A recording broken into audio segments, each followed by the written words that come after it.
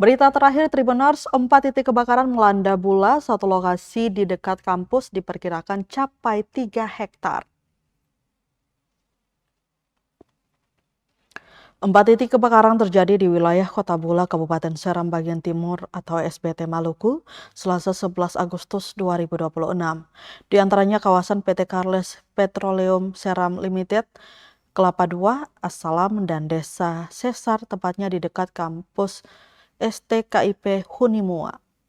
Kepala Bidang Pencegahan dan Penyelamatan Damkar SBT Wahab Rumakat mengatakan kebakaran pertama diterima sekitar pukul 11 siang di kawasan PT Carles, salah satu perusahaan minyak di Kota Bula. Petugas kemudian bergerak ke lokasi setelah menerima laporan dari warga. Saat petugas masih melakukan penanganan, laporan kebakaran kembali diterima dari mahasiswa dekat wilayah kampus. Namun belum selesai melakukan penanganan, pihaknya kembali menerima laporan kebakaran di kawasan Assalam, tepatnya di dekat lapangan futsal.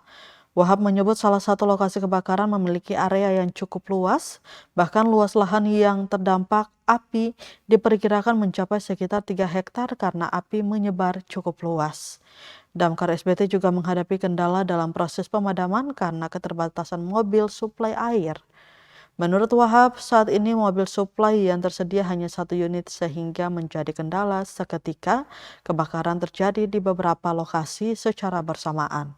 Wahab menjelaskan setelah digunakan untuk pemadaman, mobil suplai harus kembali mengambil air sehingga tidak selalu tersedia ketika petugas berpindah ke titik kebakaran lainnya.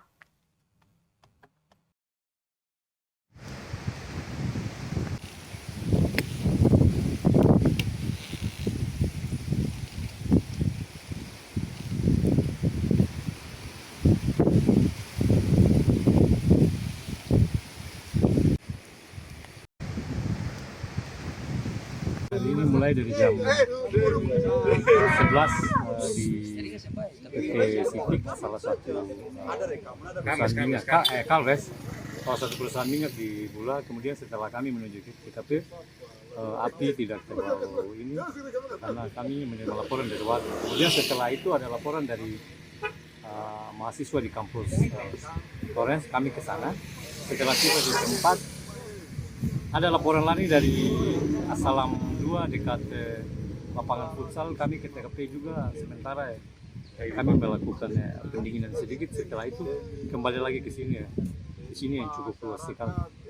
Kendala teknis lapangan, kami kesulitan air karena suplai air mobil kami cuma cukup satu saja, sehingga setelah kami melakukan pemadaman mau balik kembali lagi mobilnya suplai air tidak ada lagi.